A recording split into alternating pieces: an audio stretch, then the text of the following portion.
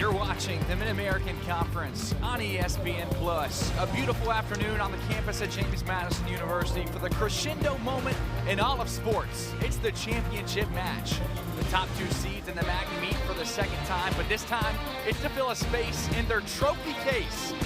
We begin with a newcomer to the league in the men and women of UMass, one of the most balanced teams there is, but also one of the best defenses in all the nation. And well, that's thanks to their goalkeeper of the year. And here to Van Vinen on the other side, it is a Miami of Ohio Redhawks team that has been the pinnacle of the MAC for years and years. They're looking for their 8th straight tournament title, and it's an attack that's led by freshmen. They've already broken records, and well, they're hoping to break another one here today if they can find their 8th straight MAC championship.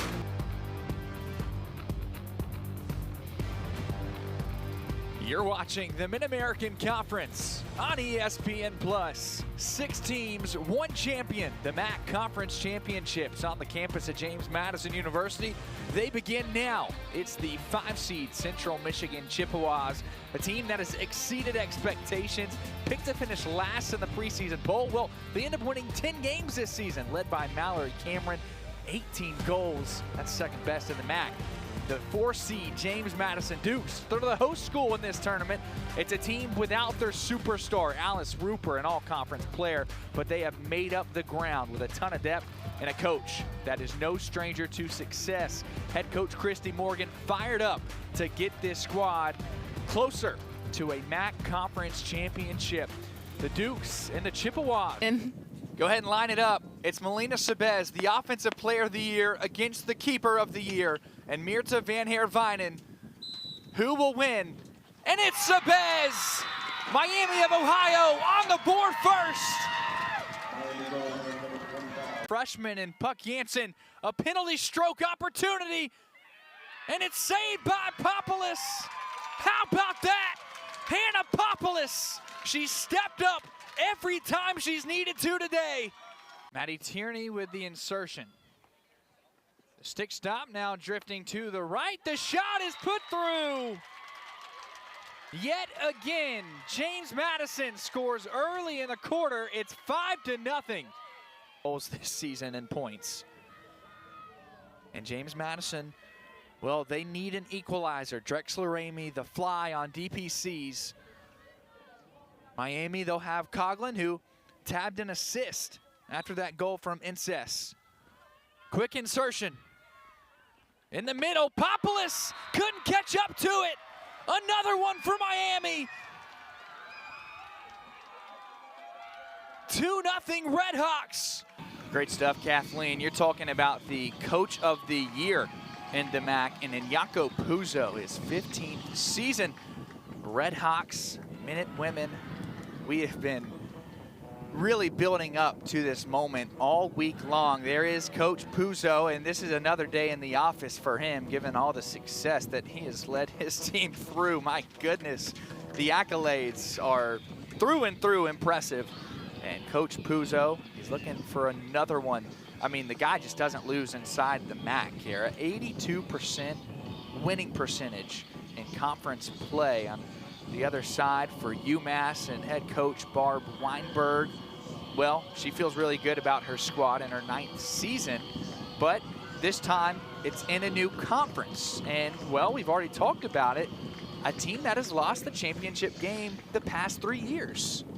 Yeah, on both teams, again, we talk about and hype up how much it is for this game. UMass coming in their first year, and Miami of Ohio wanting to protect that conference championship that they've won for the past few years. So a lot of pride on the table today, and it's honestly going to be a huge coin toss with this. It's going to be a very back and forth game. Yeah, there's Coach Weinberg right there on your screen, a 2-time All-American at Iowa. Led the team last year to their first Final Four. We are underway here in Harrisonburg, Virginia for the MAC championship match. Miami of Ohio, 13th in the country. The Minute Women, 14th in the nation. The 1-seed versus the 2-seed, the Redhawks, as well as the Minute Women, co-regular season champions in the league. 13 wins for Miami, 15 for UMass. Now, the first time these two sides met it was a 3-1 win for the Minute women. Quick start for Miami. Dribbling through Becca Lon, and it will be an early penalty corner, Kara. And that's huge for the championship game when these two teams are so similar and so powerful and have great strengths that these corner pieces are going to maybe possibly dictate what happens in this game. Melina Sabez, the offensive player of the year, who is so good in penalty corner situations. She'll get an early chance. And watching her in warm-ups, she was switching between the drag flick and a hard hit. So honestly, they're trying to pull whatever they can out of their trick box for corners, especially having so many against JMU just 2 days ago. That really just showed how many corners they have. So now they have to switch it up a little bit for this game. Kylie Coughlin, she'll have the insertion. Started 3 matches in the regular season, had 8 assists. Sabez and Inces, always have to watch out for them. Here's the insertion by Coughlin. They go to Sabez, slides it through, and it's off the mark. You know, Barb Weinberg, the head coach for UMass, did mention that this game is likely going to come down to set piece opportunities, penalty corners that is. And, well, both sides do it very well, both offensively and defensively.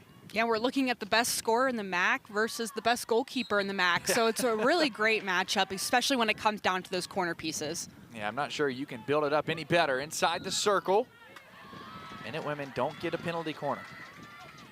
UMass, it's hard, again, to pick out just one player to headline this attack just because there's so many of them. Gabrielle Benkenstein, who you just saw, she's got 3 goals, 9 assists on the year. Alexa Collins scored 2 goals in the semifinal match. That semifinal, a 4-1 win against App State. Miami of Ohio, their semifinal win, 2-1 against James Madison. And that was a very, very close match. Head coach Nyako Puzo talked about how good the Dukes came out against them and felt lucky in some regards, given the circumstances. Yeah, especially mentioning that at halftime he talked to his team and said, if you don't change it, like, we're going to lose this game. So just saying that JMU came out super hard during that game, and they honestly expected it, but maybe the girls didn't expect it as much. Oh, long pass in the circle. Sticks collided. That was Emily Barrett. 8 goals, 2 assists on the season. A second-team All-MAC performer. Kara, stylistically speaking, how do these two teams match up?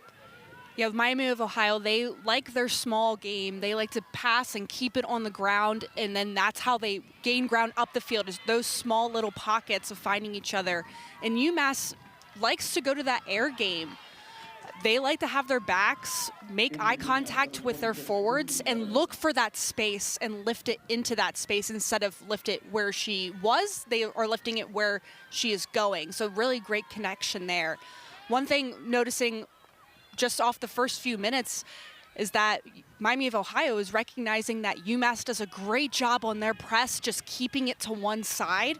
So to counteract that, Miami of Ohio is overloading one side to have more players to try to help out with that.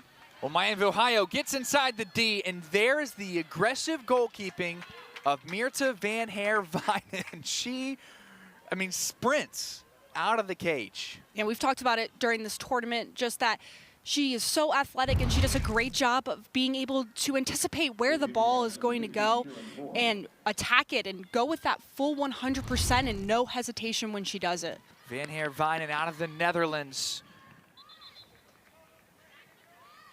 Season high of 11 saves against Brown in the regular season. Won 2 Keeper of the Year awards in the A10. Of course, this season, the MAC Goalkeeper of the Year. 8 shutouts. 64 saves. This team has only allowed 13 goals. And this is including postseason play, so that semifinal match, all year long. On the other side, we heard from Kathleen.